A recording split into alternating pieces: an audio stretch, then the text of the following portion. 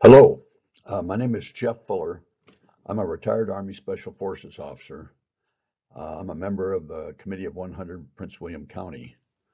I'm a grandparent, a father, and a husband, and pleased and proud to be living in Prince William County.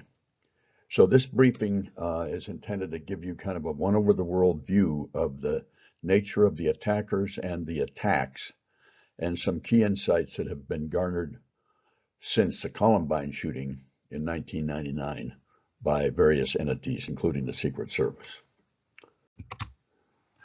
Well, this got me started. The disaster that was Uvalde, Texas, uh, basically was a failure on so many fronts that I think it caused many of us to wonder, could this happen here in Prince William County?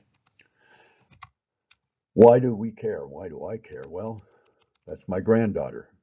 She goes to school in Fauquier, but nonetheless, obviously, wherever your grandkids go to school, your kids, you have to ask the question, is everything being done to keep them safe from the evil doers? Let's sum them up that way. I went back and looked at the indicators of school and crime safety. It was a study done in 2021 by basically primarily by the Department of Education at that time. And it looked at 2009 through 2019 school years and compared the results. Here's what they showed, that the increase in these, there were a number of factors looked at. I'm just highlighting the ones that basically show problems in the classroom. Student verbal abuse of teachers, widespread disorder, and students' act of disrespect other than verbal abuse, all up significantly, as you can see. And so this basically shows over that decade a significant increase in teacher disrespect, abuse, and classroom disorder. That's the backdrop with which, and another indication of challenges of safety and security in our schools. So what are the school shooter characteristics? This was done first in 2002 by Secret Service, looking back over the Columbine, inspired by the Columbine attack and looking back. They found that 80% of the shooters or attackers are experiencing a major stressor or crisis at the time of the attack. 70% experienced that crisis or crises over months and years, and 38% experienced 5 or more so-called stressors. They report having been coping with losses in their life, failures, often into suicide ideation. Many report being bullied and persecuted. Drug use is common. Often other students are involved in some capacity. 80% of the guns that they obtain come from family. And importantly, many shooters leak their plans to someone, often to another student. Now, the time that these shootings go on is really important to understand. First, with regard to resolution, I was surprised to find that 33% of the attacks that they studied were stopped by non-law enforcement personnel. That means a teacher, a principal, somebody in the school for the most part. The attackers stopped or left school 22% of the time, suicide 13% of the time, law enforcement intervention 27% of the time, but only firing a weapon 8%. I think that was basically all news to me, and I think I found it interesting. The time of the attack in this data set was 5 minutes or less, 25%. 15 minutes or less, 25%. And the rest of the data was unclear. So the time from the initiation of the attack until its resolution is not your friend, and you'll see more about that later.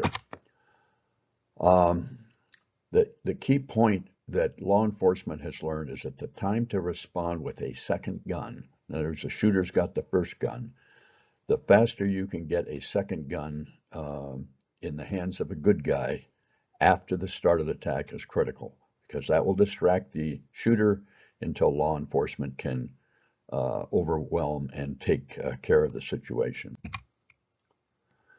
How many of you would guess what day of the week is the most deadly in terms of what we call equivalent fatalities?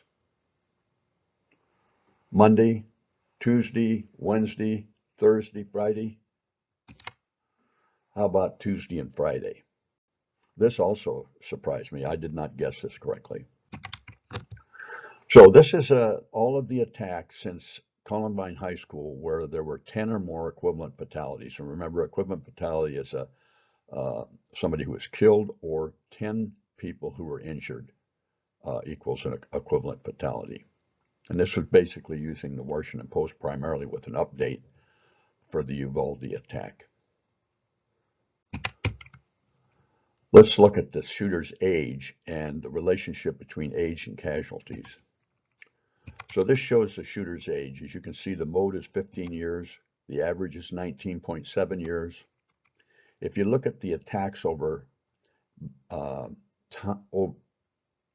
in terms of the numbers of equivalent fatalities over the age of the shooter, you see that in the range of basically 19 to 20 years is the most deadly in terms of the ability of the shooter to generate casualties. And there's a summary of the age range, surprisingly, from 6 to 72. Now I'm going to show you, it's also interesting to look at age by level of height of. On this slide, I want to walk you through the average shooter age, the equivalent fatalities and attacks, the average shooter age in blue, equivalent fatalities in red, and the number of attacks in orange. What I want to bring your attention to is that obviously high schools have the most attacks and the most casualties with an average age of 18. Interestingly and disastrously, elementary schools have the second most casualties, and the average age of the shooter is 30. This was a surprise to me, and I think it has great implications in trying to detect and intervene with these potential shooters. And finally, unfortunately, but also not surprisingly, because the shooters are older and more mature, and because the children that are being attacked are younger, less able to defend themselves, less able to fight back and run, the ratio of casualties is significantly highest in the elementary schools.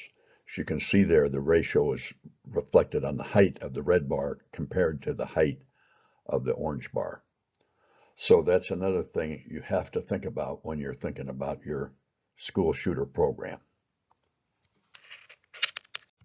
So the Secret Service has studied this stuff since 2002 in great detail.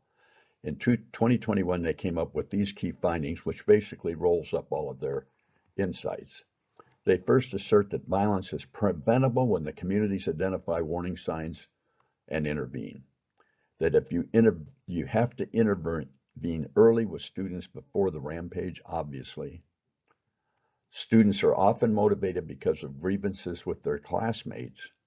That's not surprising.